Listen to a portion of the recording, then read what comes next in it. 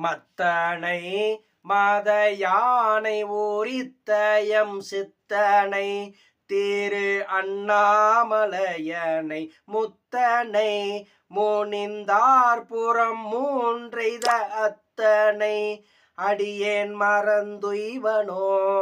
காற்றனை கலக்கும் வினை போயற தேற்றனை திரு அண்ணாமலையனை கூற்றனை